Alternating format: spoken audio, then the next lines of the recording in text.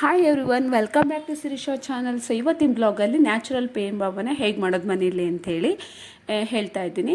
So interest ಇದ್ದರೂ ಮಾಡ್ಕೊಳ್ಳಿ, ತುಂಬ ಈಸಿ. ಮತ್ತು ಇಂಗ್ರೀಡಿಯೆಂಟ್ಸನ್ನ ತೊಗೊಂಬರೋದು, ಜಸ್ಟ್ ಮಿಕ್ಸ್ ಮಾಡಿಡೋದು ಅಷ್ಟೇ ಇರೋದು. ಇಲ್ಲಿ ಇಂಗ್ರೀಡಿಯೆಂಟ್ಸ್ ಅಷ್ಟೇ ಇಂಪಾರ್ಟೆಂಟು, ಎಷ್ಟು ಹಾಕೋದ್ರೆ ಎಷ್ಟು ಅನ್ನೋದು ಇಂಪಾರ್ಟೆಂಟ್, ಅದೇನು ಅಷ್ಟು ಕಾಂಪ್ಲಿಕೇಟೆಡ್ ಇಲ್ಲ.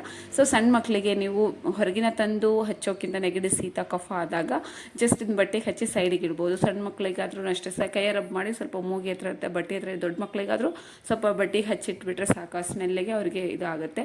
ದೊಡ್ಡವರು ಯೂಸ್ ಮಾಡ್ಬೋದು, ಸೈಡ್ ಎಫೆಕ್ಟ್ ಇಲ್ಲ, ನ್ಯಾಚುರಲ್ ಇಂಗ್ರೀಡಿಯೆಂಟ್ಸಿಂದನೇ ಮಾಡಿರೋದು. ಸೊ ನಾ ಮಾಡಿದ್ದೆ ಆಲ್ರೆಡಿ ಒಂದ್ಸಲ, ಸೊ ಅದು ಖಾಲಿ ಆಗಿತ್ತು. ನೆಕ್ಸ್ಟ್ ಟೈಮ್ ಮಾಡುವಾಗ ನಿಮಗೆ ಶೇರ್ ಮಾಡ್ಕೊಳ್ಳೋಣ ಅಂಥೇಳಿ ಮಾಡ್ಕೊತಾ ಇದ್ದೀನಿ.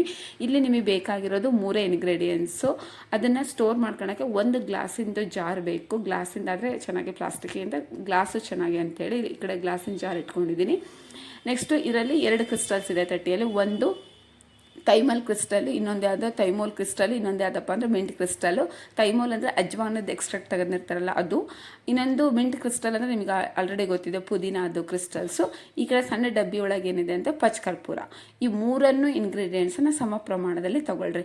10 ಗ್ರಾಮ್ ತೊಗೋಬೋದು, 20 ಗ್ರಾಮ್ ತೊಗೋಬೋದು. 3 ಸೇಮ್ ಇಂಗ್ರೀಡಿಯೆಂಟ್ಸ್, ಸೇಮ್ ಮೆಜರ್ಮೆಂಟಲ್ಲಿ ತಗೊಂಡು 3 ಇಂಗ್ರೀಡಿಯೆಂಟ್ಸನ್ನು ಒಂದು ಗ್ಲಾಸಿನ ಒಳಗೆ ಏನು ಮಾಡಬೇಕು, ಅದನ್ನು ಹಾಕಿ 1 ಅವರ್ 2 ಅವರ್ ಬಿಡಬೇಕು. ಯಾಕಂದರೆ ಅದು ಮೆಲ್ಟ್ ಆಗೋಕ್ಕೆ ಸ್ಟಾರ್ಟ್ ಆಗುತ್ತೆ.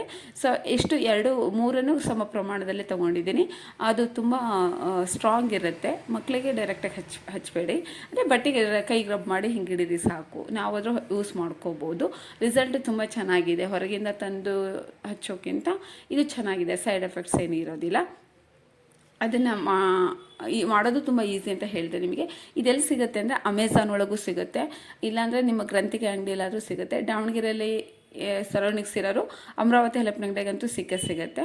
ತೊಗೊಂಬಂದು ಅವಷ್ಟನ್ನು 3 ಒಂದು ಗ್ಲಾಸಿಗೆ ನಾನು ಏನು ಮಾಡ್ತಿದ್ದೀನಿ, ಈಗ ಹಾಕ್ಕೊತಿದ್ದೀನಿ. ನಾವು 3 ಸಮ ಪ್ರಮಾಣದಲ್ಲಿ ಮೆಜರ್ಮೆಂಟ್ ತಗೊಂಡು ಗ್ಲಾಸಿಗೆ ಹಾಕ್ಕೊಂಡು ಅದನ್ನೇನು ಮಾಡ್ತಿದ್ದೀನಿ ಅಂದರೆ ಕ್ಲೋಸ್ ಮಾಡಿ ಶೇಕ್ ಮಾಡಿ ಇಡಬೇಕು. 1 ತಾಸು 2 ತಾಸು ಬಿಟ್ಟು ನೋಡಿದರೆ ಅದೇನಾಗುತ್ತೆ, ಮೆಲ್ಟ್ ಆಗೋಕ್ಕೆ ಕರಗೋಕ್ಕೆ ಸ್ಟಾರ್ಟ್ ಆಗುತ್ತೆ ತಾನಷ್ಟಕ್ಕೆ ತಾನೇ.